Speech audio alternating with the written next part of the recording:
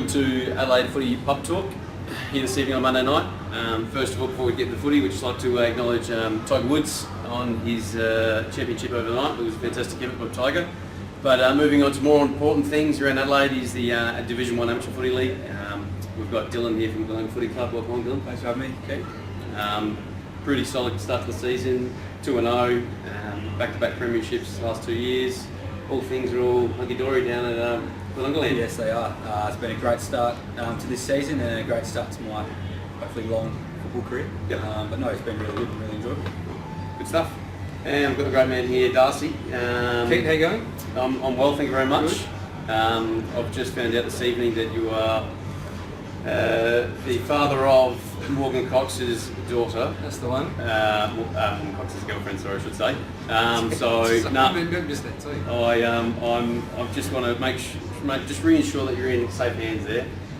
Your daughter Tegan's in safe hands. Morgan's a great man, and you showed him around for a roast on the Sunday and beef him up a little bit. That's what we want. That's exactly. Did he pay to say that? Did he? Or was it? Yeah. No, it does do a bit of beef on him. He's a 6'7" lanky. What do you call him? The arms.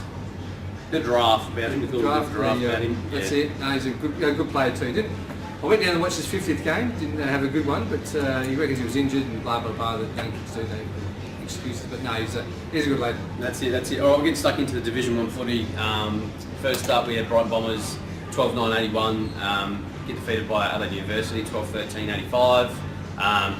Ripping game of footy by the looks of it. Brighton Bombers just keep charging up through the divisions from 3-2-1. Adelaide Uni held on with a close one by 4 points. Dylan, who was the ball winners for Brighton on the day? From Brighton, Boyle. He was in the better players. He's one of their better players. I think he's a Crow's top player as well. Kennedy, Spurling, Lang, Harvey and Gabb. The goal kickers, Boyle with 3, so I guess the best players, but I think he's a midfielder as well, so that's always handy. Tate with 3, Harvey 2, and a number of single goal kickers. I think they'll be pretty competitive in Div 1. They've lost I think a couple very tight, so they'll get their first wins. I remember when Brighton first came into the league and they came into Division 3, everyone was kind of like, why would you put them in Division 3? And I think it's pretty proven. Yeah, exactly. It's pretty proven over the last 2 years that they should have been plugged in Division 2 or 1. But credit to them, they've worked their way up there and they're dominating on footy. Darcy, who was the best ones for Adelaide University? Yeah, the uni got Langridge with 4, Parker with 2, individuals to Marini, Langridge, Sharley, Offe, O-F-E, Keynes and Slade, and best players was Cunningham, Parker, Adams, Langridge, Marini and Offe again. So just this game went all over the place, didn't it? Like Brighton Bombers were 2 goals up in quarter time. Then Adelaide Uni came back, they were 3 goals up at half time, and then it sort of drifted into a bit of a seesawing effort for Adelaide Uni to take it out by 4 points in the end. So, especially at the Brighton home ground. Big ground, rugby and all sorts there, so that's it. So what on Adelaide University? So second game in, we got Rostrevor Old Legions. They were 11-10-76 to Payneham Union 15-11-101. Too strong there, Payneham. Once again, Payneham, one of those teams over the last 5 years, have just moved up the divisions well, and they continue to dominate this early on the season. Dylan, I'll go with Rots, my old school, playing at their newly relegated Campbelltown Memorial Oval. They call it the Taj Mahal. Quite a good setup they've got there now. Goal kicks for the Rocks was Fantasia with 3, Manuel 2, Coad with 2, McCarthy, Butterworth, Commane and Scott all with singles. And their better players of the day was playing coach Will O'Malley, Pete Vorrasi, young gun, Dan McCallum, Manuel and Paddy Hillside Dawson on the wing there. Quite a young talent. and Darcy for Payneham. Yeah, it's good to see like Heath Commane there again for Rostrevor. He's just, how old would he be now? He's been around for a long time as well. Heath Commane just gives everything to Rostrevor, but good to see him still out there. Payneham NU, Davies with 5, Forster with 4, Nick Jolly with his couple, Ansell with 2 and Wagner with 2. Best players Ansell, Davies, Nick Jolly, Stringer and Oricelio. So, yeah, no, well done to Payneham NU. Gee whiz, how long has Mac been out there for now? He's probably been out there 15 odd years, have to be, wouldn't it? 15 years. It'd be the longest serving as coach in amateur league history, I reckon.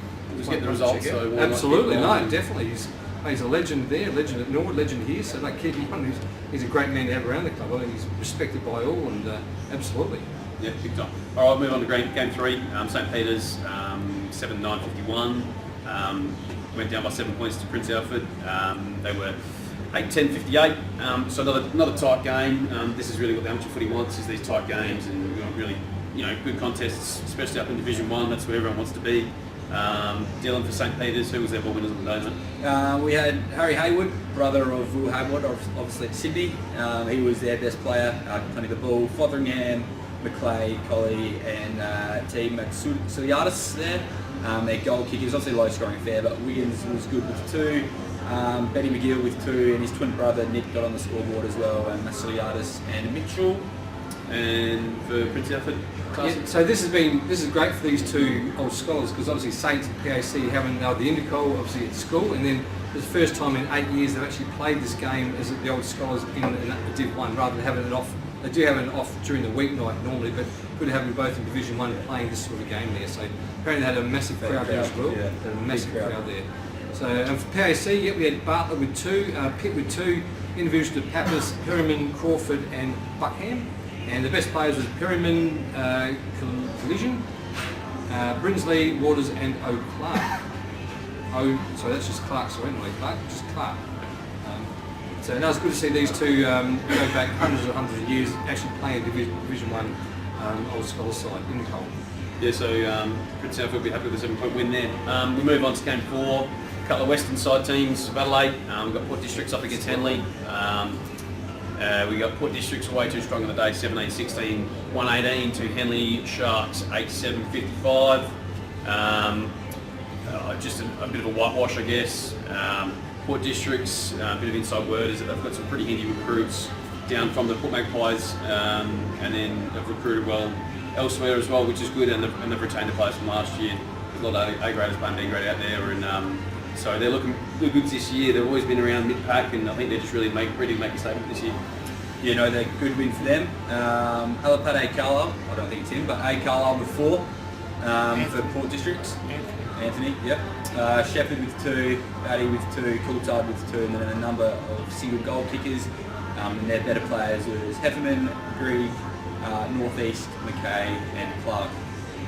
And Henley Sharks, Darcy. Yeah, my mail is that Henley's been depleted with players. They've actually lost quite a few players. Obviously they recruited well when they went down to Division 2, got them up to Division 1, but unfortunately they've been depleted a bit, so they may struggle this year, which I hope we don't, because obviously me being a Flinders partner, we had a great contest with Henley. I got a bit of a soft spot for them, but anyway, the goal kickers 3 to Matt Lovett, 2 to Heath, and individuals to Lodge, Smith and Lane, and best players was Morrison, Gray, Highland, Delowitz and Martin. Yeah, so we can see their Port Districts putting on a good performance there, led by their captain Trent Heffernan, old Henley boy. Went to school with him, and he's really led that team well over the last 4 or 5 years, and it'll be good to see them. It's hard to say, it'll be good to see them get a bit of success soon. Yeah, absolutely. So yeah, we move on to the next game, which is Tea Tree Gully. 2 good for Goodwood Saints. Tea Tree Gully 12-11, 83. Goodwood Saints 11-8, 74. Tea Tree Gully, we know have a bit of an exodus from last year from their premiership. It's good to see. I think they got done in round 1, but I think they've come back with the goods here. By 9 points to Goodwood Saints. So, Dill, who was the ball winners there for Tea Tree Gully? Yeah, so Bacchini, McKay, obviously their gun, Latham, Allendale and Cowlick with their better players. Cowlick with 3, Allendale with 2, Shoalmakers with 2. We've got Tiggerman in there, who I think went out to North Adelaide for a bit, but he's playing in this one, so he's handy to have him back. And I think McKay didn't play last week, so he's obviously a big in for Tea Tree Gully, who got touched up by Payneham last week. So hopefully they continue to play quite well and push for finals. And for Goodwood Saints, with Carter with 3, Holzabora 2, Burgess with 2, Dempsey, Anderson, Hughes and Ellis individuals there. With the best players, Heitman, Carter, Gilling, Hughes and Webber. What a cracking game this would have been, boys. At Perdering Grove, the cars were around the boundary. 2 goals at quarter time, 2 goals at half time, 1 goal at 3/4 time, then only just a short difference there in the end, so it would have been one ball tour of a game this one, probably matched the round. But 2 giants of Div 1 over the years, and good to see them come together, but well on Tea Tree Gully. Yeah, we'll just look at the ladder now for Division 1. You can see Payneham and Districts up the top there with 2 zip, so they're leading the charge early, and then everyone else is on the 1 win and 1 loss. But I suppose what's pretty noticeable down the bottom there is Brighton on no wins, and then Henley on no wins either. So they'll be looking to turn their season around after Easter break. We'll just move on to the next round. We have after our Easter break is 2 Anzac Day games, which is really good. We've got Henley versus Brighton Bombers. It's looking like a tough one for Henley at home down at Shark Park. I reckon the Brighton Bombers will come along and take that one away. Yeah, I think Brighton will be too strong for Henley. Yeah, I think this will be the test for Henley because obviously they both are coming off no wins at the moment. So if Henley do lose this by a bit, I think they're going to struggle for the rest of the year. But hope not. But Brighton Bombers for me as well. Yep. Another one on Anzac though is Adelaide University versus Coad Saints. It's going to be a tough one. Coad Saints just went down. Adelaide University just got up. So I'm going to go Adelaide Uni home. Yeah. Yeah, a bit of a toss of the coin. Should be a beautiful day down there. Nice surrounds at Adelaide Uni, number 1. Yeah, I think Uni will be too strong at point. Agree. Yep. Game 3 is back to the Saturday time slot, 2:15. Rostrevor up against Tea Tree Gully. We know Tea Tree Gully got a couple of guns back in round 2 and they got on the winners book. So at Rostrevor, both teams 1-1. I might even go Tea Tree Gully. We might have seen the worst of them in round 1 and they've got a few players back. We could see them back and firing. Yeah, grand final rematch from last year obviously. Rock's playing their 3rd game in a row at home. I think they'll be too strong and looking at Cunningham to really get under the skin of his opposition, get a few kicks as well as Paddy Dawson kick a few goals. So I reckon Rock's just at home. Yeah, I'm going for Tea Tree Gully. I think we saw the best players, the parent off, the Sean Makers, the McKays, the best player. I think those sort of players, they're going to come good now. They did have lost a few, but these, when you see those sort of names in the lower scores of best players, I think Tea Tree Gully are on the move now. Yep. Next game is Prince Alfred up against Port Districts. We know Port Districts 2 and zip. It's at Prince Alfred, so I'm going to say Port Districts. They seem to be on fire early with their recruits. I think it's Carlisle's brothers kicking goals, and their captain's leading the way, and they've got plenty of depth this year. So I'll be looking at Port Districts to get the chocolates here. Yeah, it should be another good cracking match. But I think Prince is just at home there where he's pretty strong at the park line. I'm going for Port District. I think they have recruited very well with the old SAAFL players. I think they're a bit fitter and stronger than some of the PAC boys, but Port District's for me. Yep. And last game to wrap up Division 1 will be Payneham up against St Peter's. Payneham are 2 and zip. St Peter's, they're 1-1. I'm going to go Payneham. They're just on a roll. They're just. I think they're going to be a bit of not a surprise pack, but I think they'll be well up in the top 2-3 this year in Division 1. Yeah, definitely Payneham. They're looking good, quite good depth as well, I've heard, so they're going to push right to the top, I think. Agree, Payneham as well. Yep. Any last words on your season this year, Dill, for Glenunga?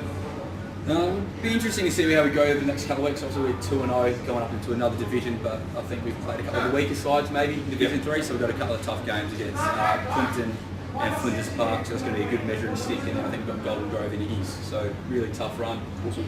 So hopefully we just keep improving and blood some more young kids, which will be nice, and hopefully we can push for some finals action. Cool. Good.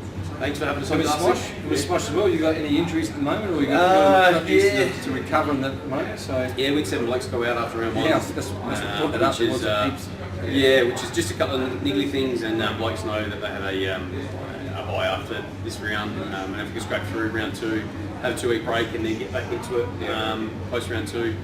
So we're really looking forward to a strong season with a couple of recruits, Woodsy and Fairclough, and Big Muller and Commane back at the footy club, and so looking forward to a good year ahead. Footy. That's it. See you next week.